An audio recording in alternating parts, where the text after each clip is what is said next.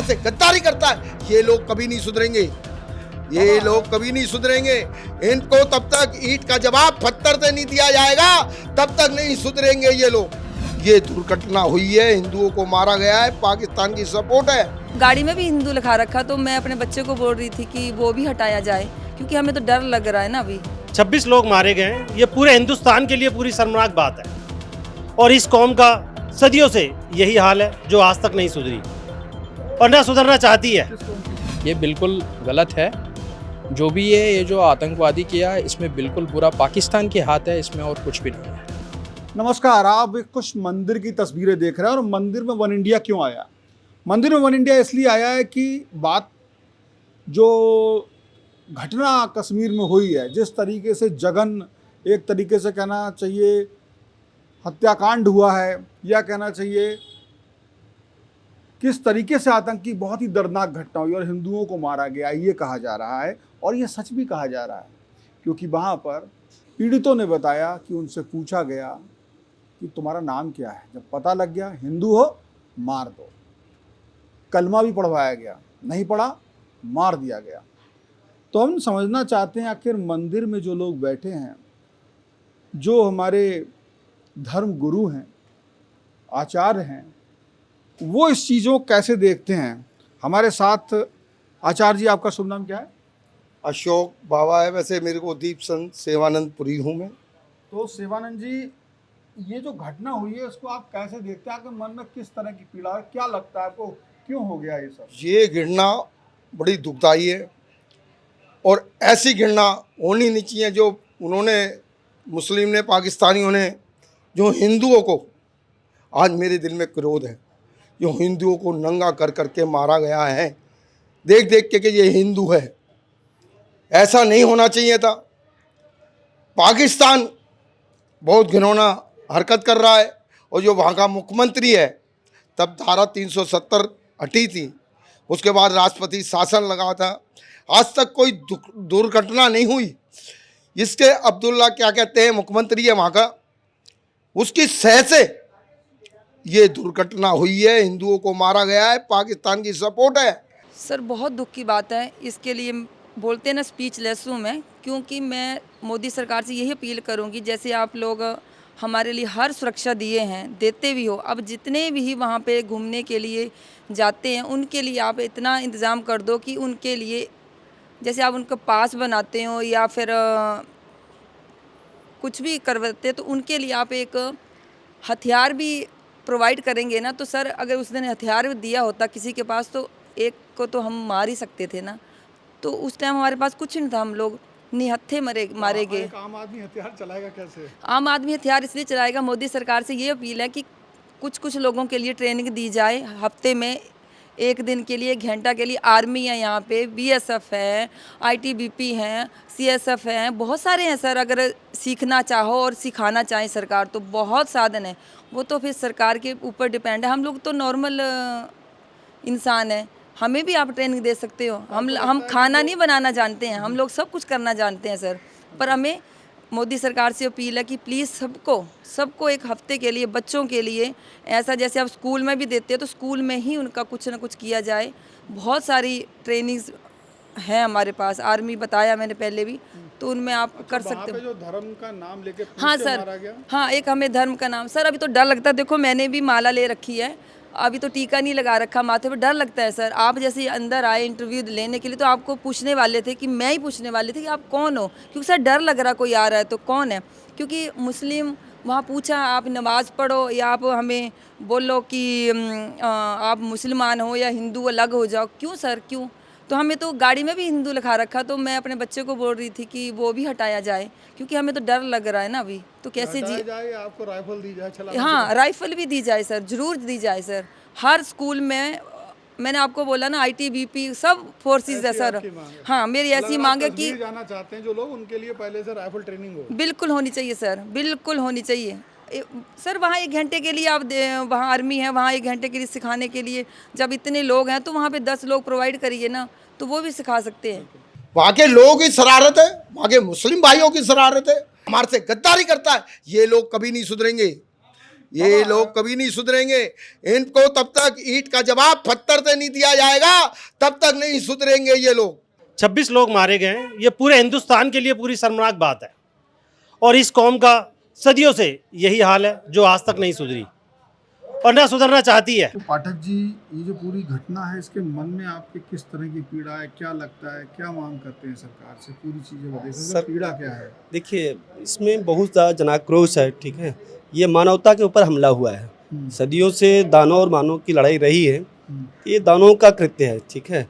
अपना सनातन धर्म कभी इस पे विश्वास नहीं करता कि मतलब धर्म के नाम पे किसी को पीड़ित करना, ये अपना कभी वो नहीं रहा है, ठीक है। सनातन का कभी नहीं रहा। हमने कभी काबुल में कंधार में जाकर हमने कभी हमला नहीं किया, ठीक है। तो हम तो कभी मतलब धर्म के नाम पे किसी पे हमला नहीं करते। आज तक कभी किसी ने नहीं सोचा होगा कोई हिंदू जाकर किसी गैर धर्मावलंबी को मतलब ऐसा पीड़ित करे या प्रताड़ित करे। तो ये तो इस्लाम की मतलब बहुत जो लोग कहते हैं सेकुलरिज्म की बहुत अच्छा है, लेकिन जो सबसे ज़्यादा दिक्कत है ये इस्लाम में दिक्कत है। जितने भी आजकल मतलब ये उग्रपंथी या आतंकवादी बन रहे हैं ये इस्लाम की देन है। तो इसको कहीं ना कहीं जो इस्लाम के मानने वाले उनको भी समझना चाहिए, ठीक है। अगर भाईचारा है तो मतलब हम चारा नहीं बन के रहेंगे, ठीक है। उसको भी समझना, जो भारत के मुसलमान हैं उनको भी समझना चाहिए कि मतलब अगर सीमा पार के भी आ रहे हैं तो धर्म के नाम पे आ रहे हैं। अपनी बहुत सारी सीमा, गुजरात की भी सीमा पाकिस्तान से लगती है, पंजाब की सीमा लगती है, वहाँ आतंकवाद क्यों नहीं है? वहाँ इतनी दिक्कत क्यों नहीं? दिक्कत वहीं क्यों है? कश्मीर में दिक्कत क्यों है? क्या वजह है? वहाँ मतलब सबसे ज़्यादा दिक्कत है इस्लाम, ठीक है। जहाँ मुसलमान, चाहे आप दिल्ली में ले लो, बहुत सारा जाफराबाद इलाका है, दिल्ली दंगा हुआ, जहाँ मतलब ये मुस्लिम आबादी है वहाँ कट्टरपंथी है, वहाँ वो इलाका शांत नहीं है। वो इलाका शांत नहीं, वो इलाका शांत नहीं। क्या चाहते हैं आप सरकार से? सरकार चाहते हैं कि कड़ाई हो, संविधान सबके लिए बराबर हो, ठीक है। और पाकिस्तान को भी सबक सिखाया जाए, अच्छे से सबक सिखाया जाए।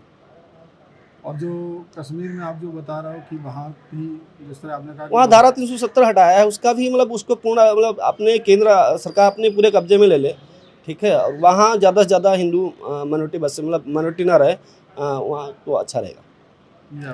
हिंदू आबादी बढ़ेगी अब तो अपने, अब जहाँ जहाँ हिंदू रहेगा वहाँ अपना वो इलाका अपने आप शांत हो जाएगा। फिर हिंदू आबादी बढ़ेगी तो फिर कोई दिक्कत नहीं है। जम्मू में कोई दिक्कत नहीं, कश्मीर में क्यों दिक्कत है? दिक्कत तो जहाँ जहाँ मुस्लिम आबादी रहेगी वहाँ दिक्कत रहेगी। बहुसंख्यक जहाँ मुस्लिम हुआ वहाँ दिक्कत रहेगी। हम मुस्लिम धर्म की बात कर रहे हैं जो कि पाकिस्तान और इसमें कहीं ना कहीं कश्मीर भी मिला हुआ है। जब यह हादसा हुआ है हिंदुस्तान के साथ, बड़ा शर्मनाक है और ये कई सदियों से चला आ रहा है। ये लोग सुधरते नहीं है, रहते हिंदुस्तान में हैं, खाते हिंदुस्तान का है और गाते पाकिस्तान का है।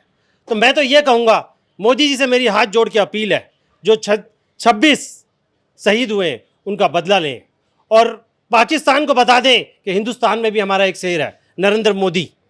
ये बिल्कुल गलत है। आज हिंदुस्तान में 140 करोड़ देशवासियों ये पूरा अपना नज़र से लगा के ये देख रहा है, ये जो आतंकवादियों ने जो किया, ये धर्म पर पूछ के उनको गोली मारना ये बिल्कुल गलत है। और पाकिस्तान इसके पीछे बिल्कुल खड़ा होकर ये जो पूरा काम करवा रहा है, इसको किसी को भी एक्सेप्ट नहीं करना चाहिए। हमारे मन में यही कि कम से कम जो चीज़ हुई है वो होनी नहीं चाहिए थी। अब हमारी को कम से कम अपने काम जो काम करना है उसमें ध्यान रखना है कि कोई भी ऐसा आदमी जिससे हम सामान न ले, जो नाम किसी भी जो मुस्लिम समाज के लोग हैं इनसे बहिष्कार करें। उनका बहिष्कार कर दो। हाँ जी, उनका बहिष्कार करना चाहिए। हम तो जैसे लोग कहते हैं वो आतंकी थे, इसमें मुस्लिमों का क्या मतलब? नहीं, वो जो कबाड़ी वाले काम करते हैं हमारे यहाँ, वो आएंगे छोटी छोटी दुकान खोलेंगे, लेकिन उनका जाएंगे वो मस्जिद, हमारे लिए काम नहीं करते, वो अपने लिए करते हैं, हमें उनका बायकाट करना चाहिए। इस तरह की इनके दिमाग में आ रही कि इस तरह से बदला लेंगे। आप क्या सोचते हो कि ये जो घटना हुई है वो कितनी खौफनाक है और किस तरह से वो हो गई, क्या वजह रही उसकी, आपको क्या लगता है? मेरा नाम सुनील कुमार है, मैं दिल्ली से ही हूँ, डीडीए फ्लैट से।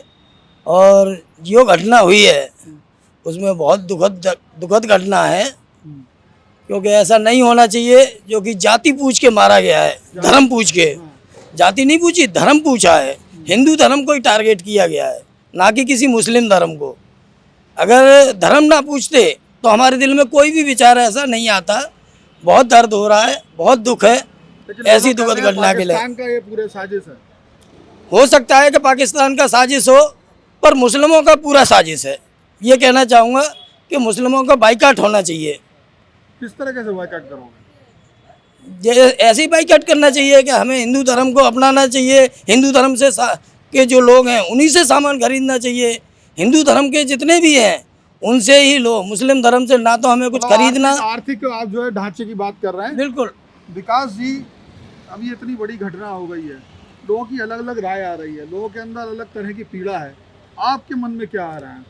देखिए भाई साहब, 22 तारीख को जो पुलवामा में अटैक हुआ उसके बाद ये जो सैलानियों पे, जो निर्दोष सैलानी हैं उन पे जो ये आतंकवादियों ने जो उनके साथ किया, ये बहुत निंदनीय है।